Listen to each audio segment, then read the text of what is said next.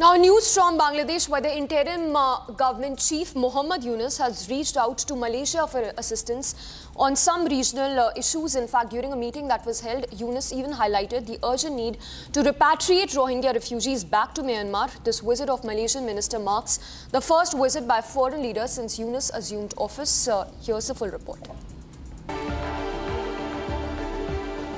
Bangladesh's interim Prime Minister Mohammad Yunus has sought Malaysia's assistance in engaging with the regional Southeast Asian bloc. This appeal focuses on raising the urgent issue of repatriating Rohingya refugees back to Myanmar. The request comes as Malaysia takes over the chair of ASEAN next year. We broadly had discussed three core areas of cooperation: political, trade and investment, cultural and humanitarian. We discussed the issue of safe repatriation of the forcibly displaced Myanmar nationals to Myanmar. We requested the Prime Minister to persuade Rohingya repatriation issue in ASEAN fora so that this protracted crisis is resolved at the soonest. The appeal was made during a meeting between Yunus and Malaysian Prime Minister Anwar Ibrahim in Dhaka. Our concern is to make sure whatever is decided must be followed through.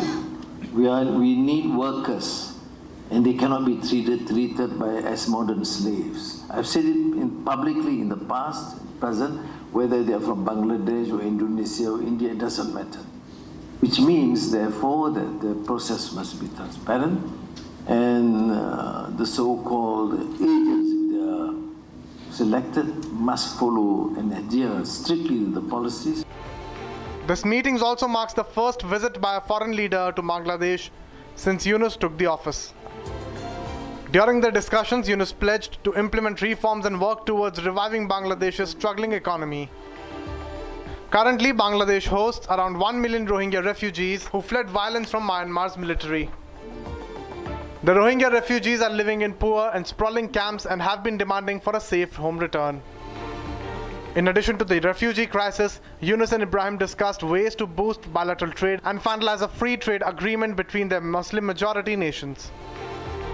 To boost the two-way trade, it is imperative to resume the Trade Negotiation Committee meeting to conclude free trade agreement between the two countries.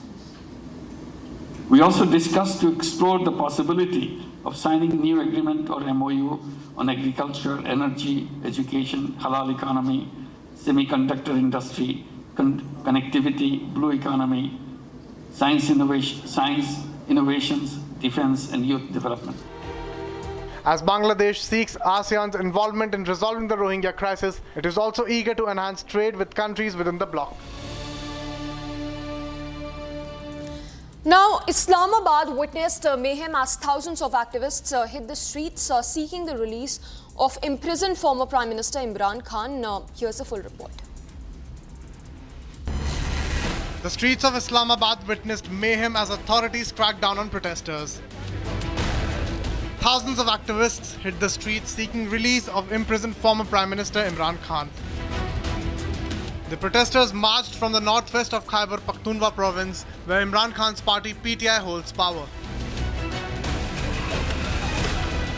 Police personnel fired tear gas to disperse supporters gathered and repeatedly made arrests as well.